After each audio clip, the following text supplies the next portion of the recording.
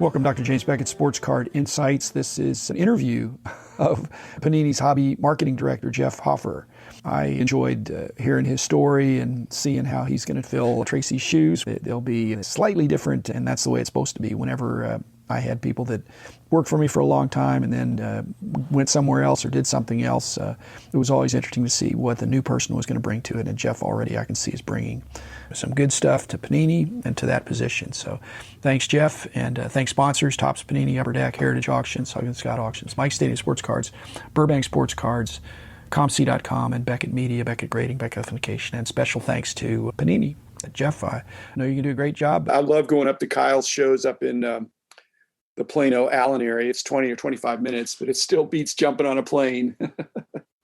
Absolutely. I have some funny stories about Kyle. He and I used to set up at card shows probably 12 years ago at really small local shows. I remember Kyle saying, I really should throw shows. I think I could put something together that might be nice. And here he is with the Dallas Card Show really thriving. It's fun to see him doing so well. He makes it really dealer-centric. So he's on to something there, and other promoters should take notice. He's been one. He understands what dealers want, and he's doing a great job.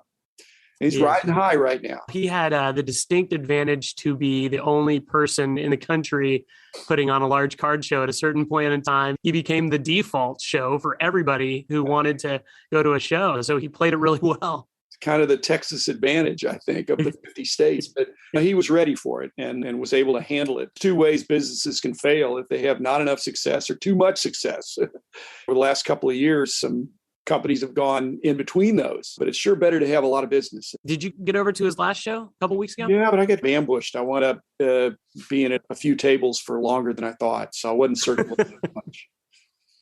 I know that you're a bargain box, a dollar box shopper. Yeah. Were they a couple enticing bargain boxes that caught your attention, or did you? I make the rounds. At this point, they know me, I know them. They say, "Hey, here's a chair. Sit down. Can we get your lunch?" I love that. So the same shows that Kyle and I used to set up at, I was all bargain boxes. I think maybe one show I had a display case, but everything else was just dollar boxes or 50-cent boxes. And I love doing that. It's my form of breaking. It's like a break, except that after the fact, I get to pick which cards I want. The monster box or the double shoe, and I don't know what's in there, but as I'm looking through it, I think I can pick out anything I want in here for $1 or less if I get a whole bunch. And I basically tell them what are the quantity pricing, so to know how aggressively I'd want to pull. And they found out if they make the price lower, I stay longer and buy more. It's insidious. It works for me. And really, Jeff, I'm at the point now, I want to buy from people that I like. So, I have a choice. I think other people are like that too. If they're friendly dealers who are very accommodating, and not just to me, but I'm overhearing what's going on when I'm sitting there in the corner of their table and hearing how they interact with other people coming up. If they're discourteous, that's a downer for me. And I want people that'll promote the hobby and help build it up. And you don't do that by being gruff to send people away. Right. But they do ask some dumb questions. And I'm wondering if that's your position at Panini now with replacing Tracy, the answerer of dumb questions. Oh gosh. Or maybe that was Joe White in the customer service area, although I don't know who's replaced Joe as well. We do have a new customer service director, and Joe is well respected around here. Such a nice guy. Such a nice guy. Yeah. That's as important as any possession here, in my opinion, certainly from a collector standpoint. So, well, in any of these customer facing positions, if you don't have a person that's pretty friendly and accommodating, it's sooner or later the word gets around. He's just a good guy. He used to work for me. I didn't know that. Yeah. Okay. All these guys did, I think. But Joe did, Tracy did, Tim Trout, Keith Hauer, David Port. I don't know. There's probably some more there. But did Scott Prusha? Scott Prusha. Oh, yeah. Did he really? Wow. Yeah. He's quite the character. So he is my office mate, and I couldn't imagine a better person to be within arm's reach of the new guy, because he's been essentially at Panini for 21 years now. He was with Donruss and then Panini. That's right. Yeah. So he knows where all the bodies are buried. He knows the entire process, and he's just been a wealth of knowledge for me.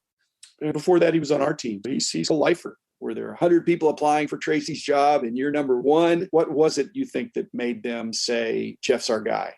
Tracy, big shoes to fill. But Jeff is going to bring his own energy and ingenuity to it. So I love it. I'm flattered. You've jumped into a hot seat.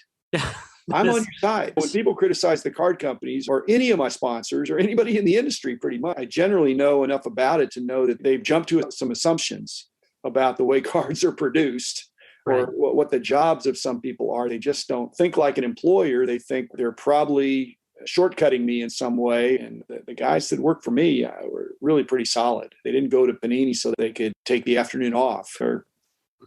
So I love the industry, and anybody that's helping promote the industry is going to be my friend.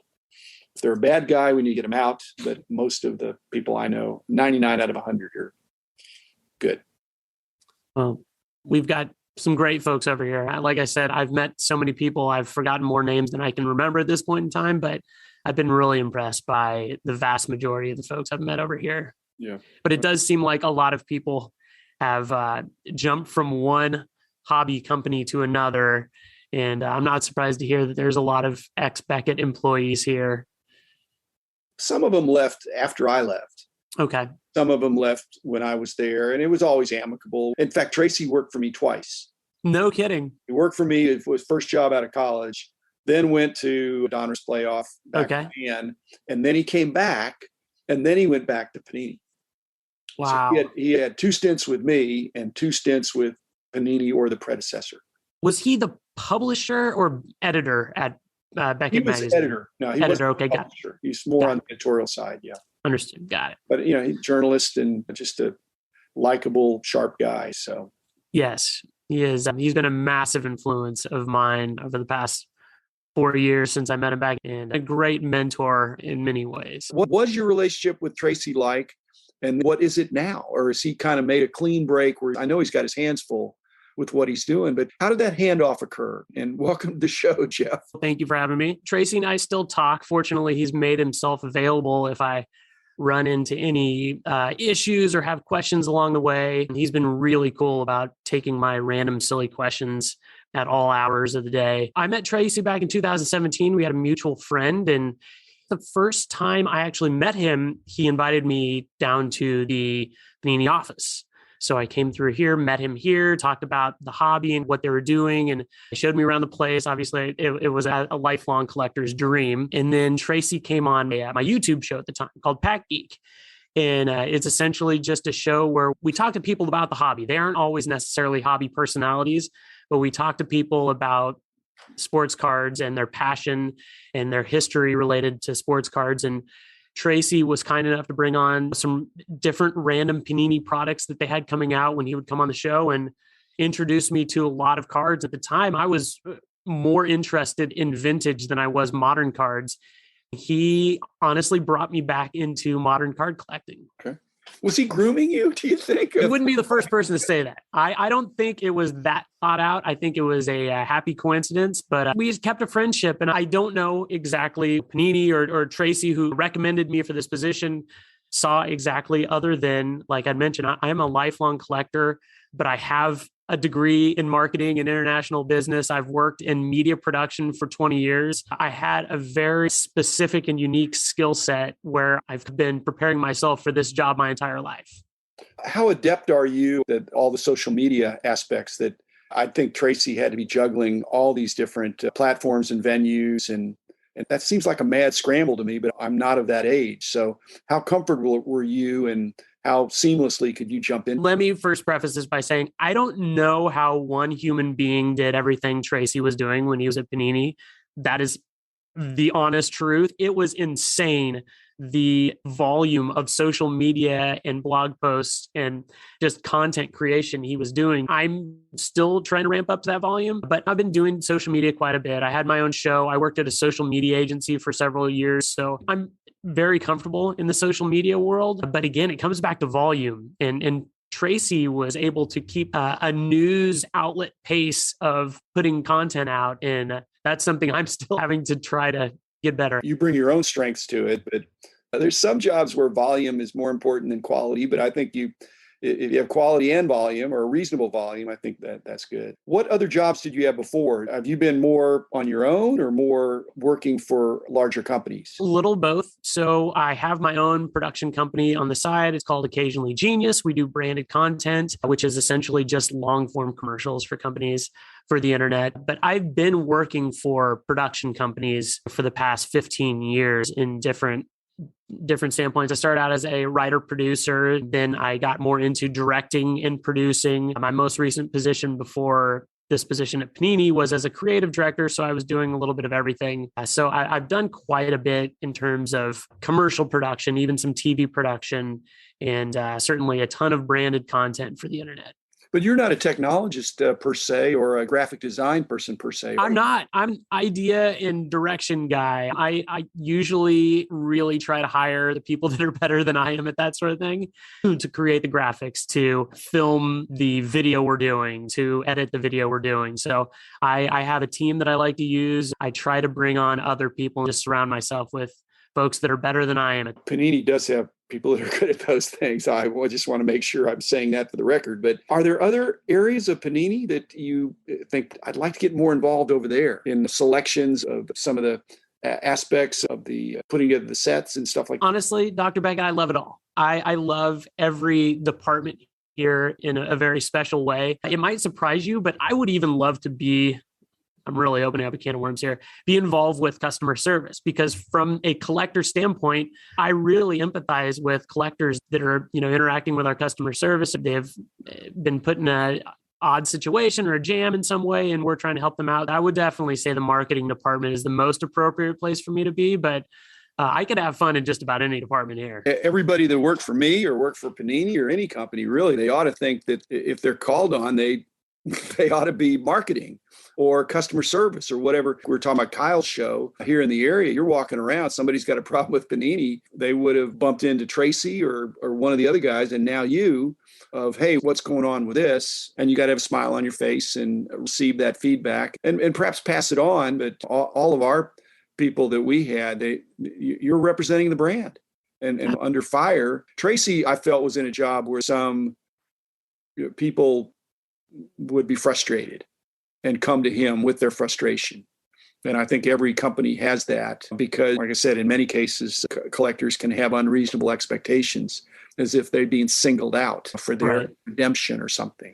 And you can't sit in every seat, but nobody wants to mess up. You want everything to run smooth, but in the days of paper shortages that are not your fault and difficult to get press time and other kinds of collation and things like that, it's out of your control. And that's right. And nobody wants to hear that. I think this position there's a lot of responsibility that goes along with this position. Being technically, my title is hobby marketing director. That hobby portion of that title is extremely important. I take it serious, and I feel like I need to be willing to have those tough conversations if somebody stops me at a show and has an issue, and need to be able to encourage them, if not help them solve things. And it might surprise some people to hear this, but I personally, as a collector, have 4 or 5 outstanding tickets with our customer service. And I'm intentionally not going over to the customer service building to try to get those solved, because I want to understand what other collectors out there are going through so I can truly empathize with them. I think it's important. I don't want to skip in line, if that makes sense. I'm same thinking. I submit cards to BGS and I get the same, I would say, excellent treatment, but it's not fast. If I was getting in line for economy or the regular submissions, I know I'm not going the head of line, and I also know I'm not getting better grades. I'm getting what you're looking for, same thing. I'm getting the treatment that a person would get in terms of the delivery of the service and the quality of the service. And then if somebody wants to ask me about it, like I said, I have the same name, but I'm no longer there. But I want to be able to represent in a positive way what's going on at my old company. And you do, even if you weren't, like I said, you're not going over to the customer service, but you're going to have a different feel if you've got your own stuff there and you're waiting on it. Absolutely. Yeah. I think it's important to be a man of the people in this position. And that's what I'm going for. I'm not trying to put myself at the head of the line for anything like that.